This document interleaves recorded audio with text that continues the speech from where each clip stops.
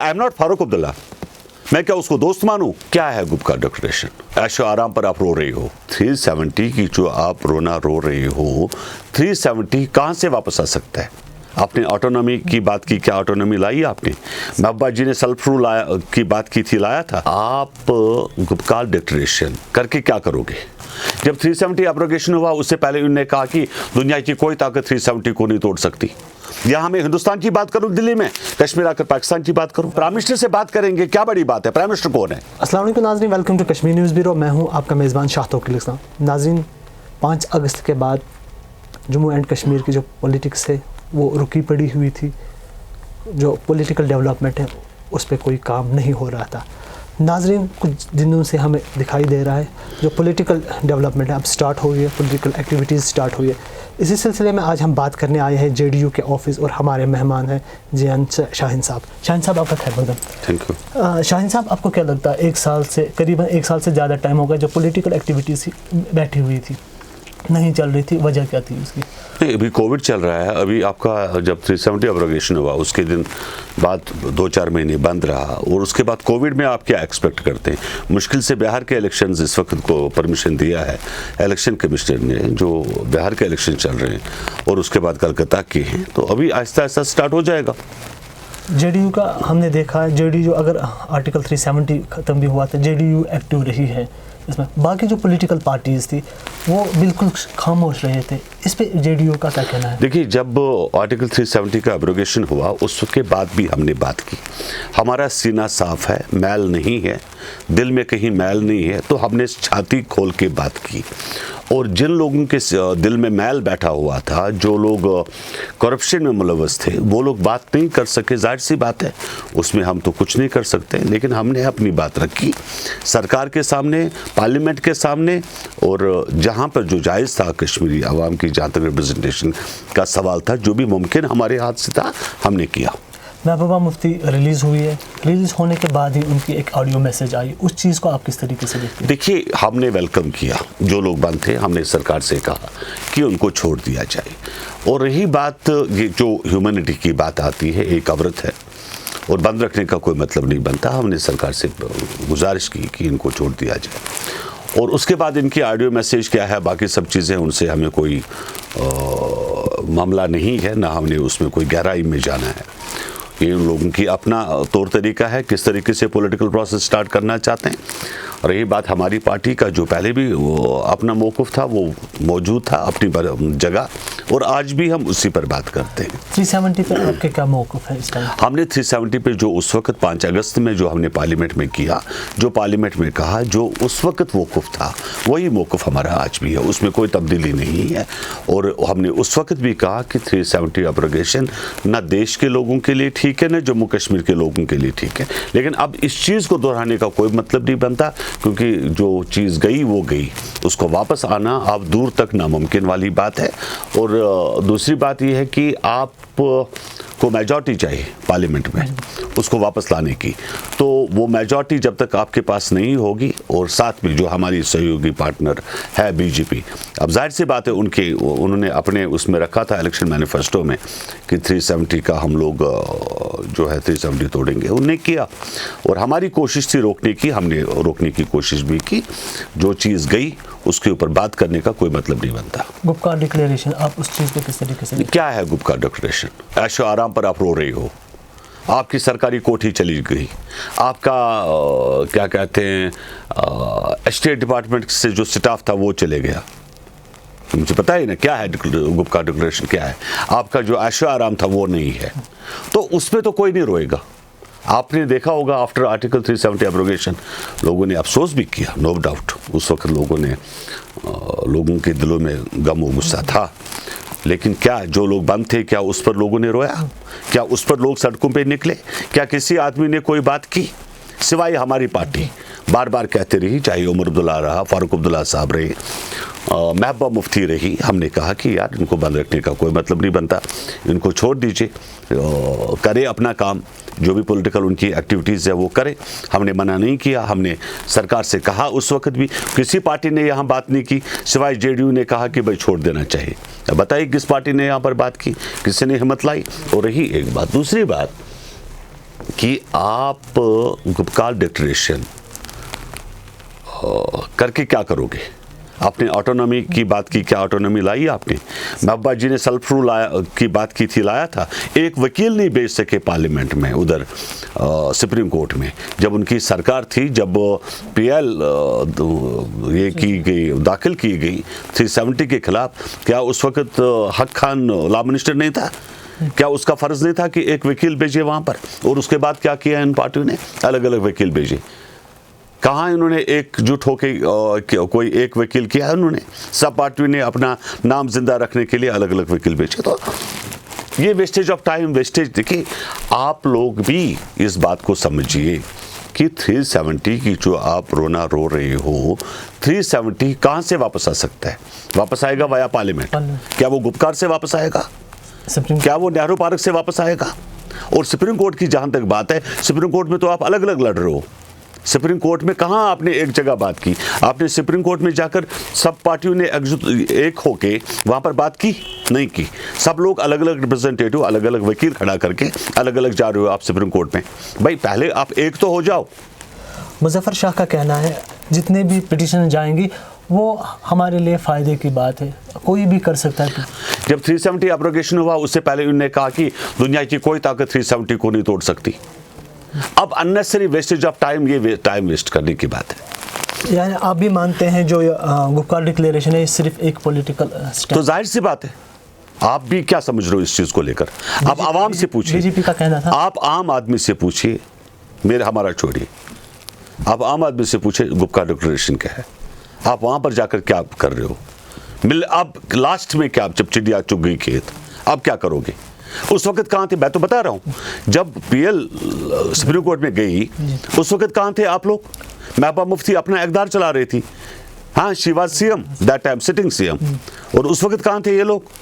तो अब ये वेस्टेज ऑफ टाइम लोगों को, आप देखिए, आपके हर घर में इस वक्त एक सोशल ये है, मीडिया है।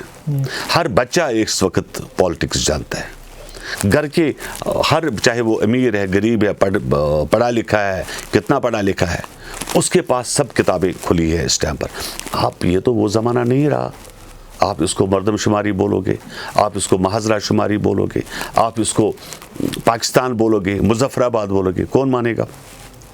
तो ये जो सब चीज़ें आप कर रहे हैं पॉलिटिकली ज़िंदा रहने के लिए, ताकि इनकी बात, क्योंकि अभी 1 साल से अखबारों ने लिखना छोड़ दिया इनके लिए, प्रिंट मीडिया ने। देखिए आपने कोई खबर एनसी की चली, पीडीपी की छपी किसी अखबार में? देखा आपने इन दोनों 1 साल? अब 1 साल के बाद कुछ तो करना है भाई। और हम किसी के वहाँ, हमें कोई मतलब नहीं, जो इन लोगों ने करना है करिए। ये पार्लियामेंट के अंदर जाए, कहीं और जाए, धरना दे बाहर, भाई जैसा इनको अच्छा लगता है वैसा कर सकते, हम किसी को नाराज नहीं है। शाहीन साहब, आपको लगता है आर्टिकल 370 टूटने के बाद जहाँ के जो लोग हैं उनमें गम व गुस्सा है? देखिए, आप, जाहिर सी बात है, मैं आवाम की बात कर रहा हूँ, मैं एक पॉलिटिकल पार्टी की बात नहीं कर रहा हूँ। आवाम ने उस वक्त, आवाम चाहती थी कि आर्टिकल 370 न तोड़े। जाहिर सी बात है, हम लोगों का एक हुकूक है, हम लोगों का एक स्पेशल पैकेज हमारे जम्मू कश्मीर के लिए जो आते थे। अब गवर्नमेंट ऑफ इंडिया ने क्यों ऐसा किया? हालांकि ये कमिटमेंट है देश के प्रधानमंत्री की और देश के गृह मंत्री की कि स्टेटहुड आपका वापस दिया जाएगा जैसे ये हालात यहाँ पर ठीक होते।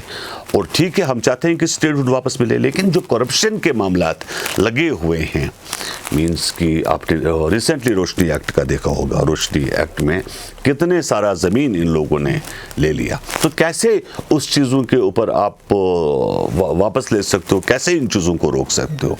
आपने कुछ देर के लिए यहाँ पे सेंटर के कुछ एजेंसीज को पावर देना पड़ेगा, ताकि अभी आपने देखा होगा एसीबी किस हिसाब से रोज़ कुछ ना कुछ एक नया चीज़ आता है कि उसमें चाहे ब्यूरोक्रेट्स है, चाहे पॉलिटिकल लीडर भी काफ़ी सारे हैं जिनकी प्रॉपर्टियां जो है उसमें एनसी के भी कुछ लोग हैं, आपको पता होगा, पीडीपी के भी कुछ लोग हैं।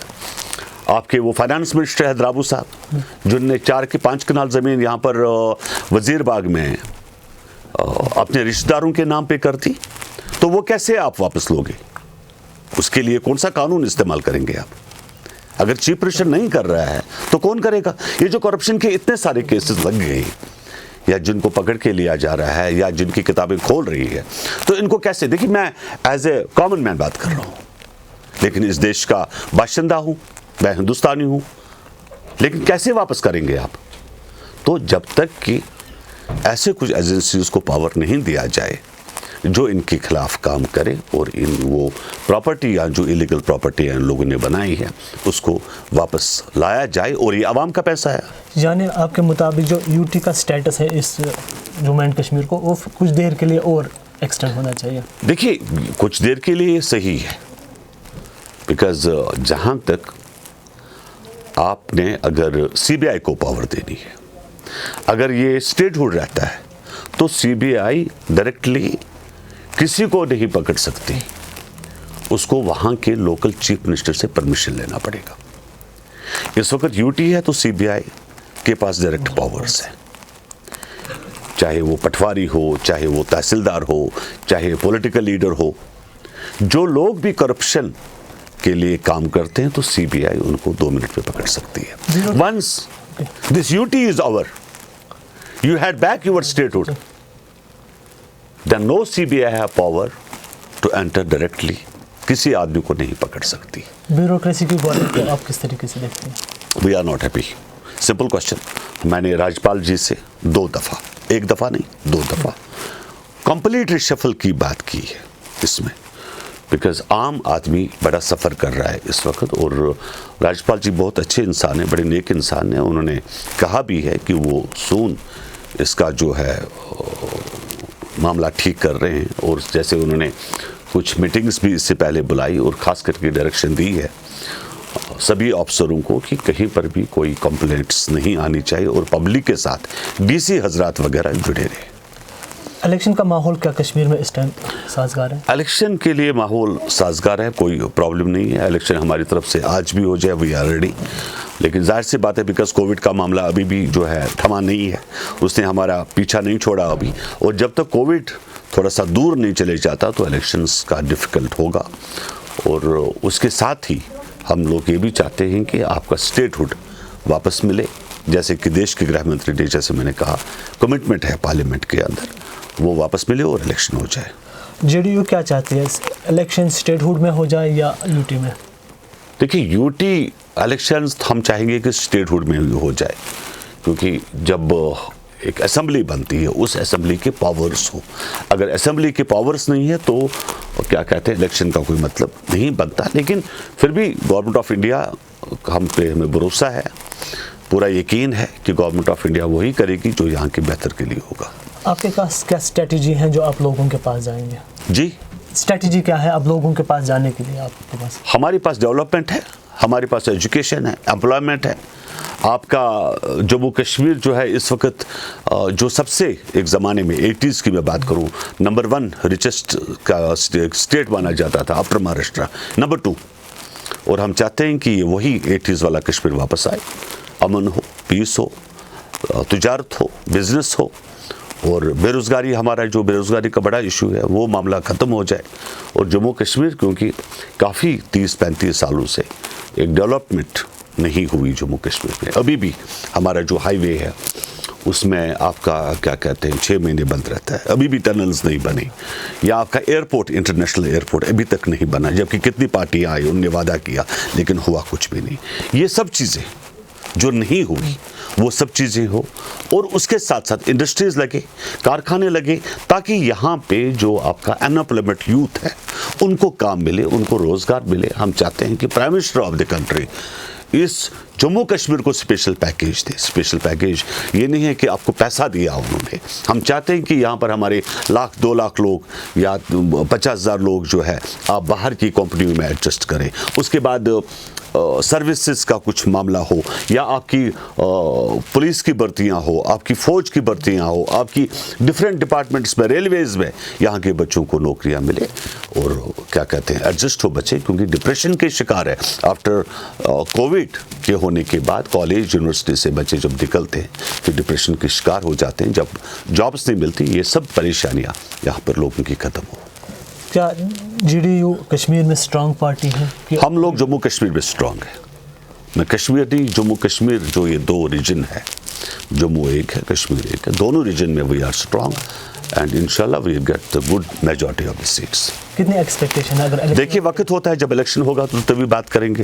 अभी कबल वक्त कुछ कहना मीन्स मैं कहूँ कि भाई साहब हम लोग अभी डिलिमिटेशन का मामला चलना है, आगे कॉन्स्टिट्यूंसियाँ कितनी डिवाइड होती है और उसी हिसाब से बात करेंगे। क्योंकि यूएलबी में भी आपने दावा किया था हम मेयर अपना बनाएंगे, हमने उस वक्त आपका कांग्रेस का समर्थन नहीं था, उन्हें समर्थन उन लोगों का दिया जो 6 महीने भी अपना मेयर नहीं रख सके और टाइम ही बेस्ट जज है। जेडी आपको पता है शाहीन साहब 1 साल से लॉकडाउन पड़ा है कश्मीर में, इकोनॉमिक की काफ़ी बुरी हालत है।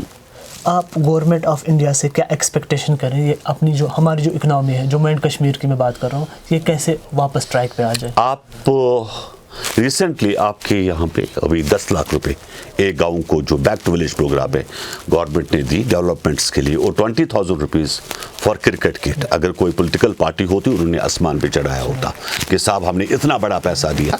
लेकिन मैं मुबारकबाद देता हूँ गवर्नमेंट ऑफ इंडिया को कि कम से कम कुछ चीज़ें तो आ रही है जम्मू कश्मीर में। एक का आपका जो मजदूर तबका है उनके लिए काम काज जाता है गाँवों के अंदर। We are appreciating this kind of steps taken by the honourable LG और honourable prime minister of the country. लेकिन उसके साथ साथ और भी चीज़ें हो, देखिए जब तक कि इंडस्ट्री एक बैकबोन है, आपका एप्पल है, आपका टूरिज्म है, जब तक कि ये 2 इंडस्ट्रीज़ कम से कम आगे नहीं बढ़ती, इसमें ये क्या कहते हैं पुश अप नहीं होता, तो कोई भी चीज़ कोई भी डेवलप होना बड़ा इंपॉर्टेंट मतलब टफ है। और उसमें खास करके कोविड चल रहा है, मैं बार बार इस बात को दोहरा रहा हूँ, अभी भी टूरिज्म बूस्ट अप नहीं हो पा रहा है पूरे वर्ल्ड के अंदर। मैं जम्मू कश्मीर की बात नहीं कर रहा हूँ, अगर आप देखिए पूरे वर्ल्ड के अंदर टूरिज्म इंडस्ट्री की बहुत बुरी हालत है। बट होपफुली इंशाल्लाह एवरीथिंग विल बी गुड। चलते चलते शाहीन साहब, आखिरी सवाल मैं आपसे पूछना चाहूँगा, इलेक्शन कब होंगे? और जो कश्मीर था एक रियासत हुआ करती थी कभी, अब यूटी है, आगे इसका फ्यूचर क्या? रियासत फिर आएगी, ये वादा है हमारा ये वादा है आपसे इसी चैनल के थ्रू कि ये रियासत फिर बनेगी। मैं आवाम से अपील करता हूँ, ये खाली चोरों के ऊपर लाठी है और कुछ नहीं है। आपकी रियासत वापस आएगी, बहुत जल्द वापस आएगी। चाइना स्टैंड ऑफ को आप किस तरीके से देखते हैं? नहीं, चाइना हमारा दुश्मन है, उसको क्या देखने का मतलब दुश्मन को क्या करना है? दुश्मन को देखने का क्या मतलब, उसको क्या देखें हम लोग? देखिए वो बॉर्डर पे इन्फिल्ट्रेशन या वो लोग बॉर्डर तोड़ के आगे आने की कोशिश कर रहे हैं, तो उसको क्या आप दोस्त मानोगे? नहीं ना, I am not Farooq Abdullah, मैं क्या उसको दोस्त मानूं? यहाँ मैं हिंदुस्तान की बात करूं दिल्ली में, कश्मीर आकर पाकिस्तान की बात करूं, ये लोगों को बेवकूफ़ बनाने वाली बात है। शाहीन साहब मेरा क्वेश्चन ये था, उनका कहना था ये जो इन्फिल्ट्रेशन है फेस ऑफ हो रहा है ये आर्टिकल 370 की वजह से हो रहा है। नॉनसेंस, जाहिर सी बात है दुश्मन देश से कुछ भी बोलेगा। भाई आर्टिकल 370 को इससे क्या लेना देना? ये हमारा अंदरूनी मामला है। मैं ये बता रहा हूँ आपकी रियासत वापस आएगी, ये बता रहा हूँ मैं आपको, आपके प्रोग्राम में मैंने कहा, ठीक है? ज़रूरी नहीं है कि मैं आर्टिकल 370-35A की बात नहीं कर रहा हूँ, लेकिन आपको स्टेटहुड वापस मिलेगा। करगिल के लोग हैं वो कश्मीर के साथ जुड़ना चाहते हैं, उस चीज़ को आप किस तरीके से? अरे भैया एक देश है, एक संविधान है, कश्मीर के साथ जुड़ना चाहते हैं, वेलकम। किसने रोका, किसने मना किया उनको तो अलग यूटी। भाई प्राइम मिनिस्टर से बात करेंगे, क्या बड़ी बात है? प्राइम मिनिस्टर कौन है? क्या प्राइम मिनिस्टर हमारा नहीं है क्या? जब प्राइम मिनिस्टर हमारा है, प्राइम मिनिस्टर से बात करेंगे, कौन सी बड़ी बात है? शुक्रिया हमें टाइम। Thank you. नाज़रीन ये थे JN शाहीन साहब जो हमसे गुफ्तगू कर रहे हैं। दीजिए इजाज़त, अल्लाह हाफ़िज़।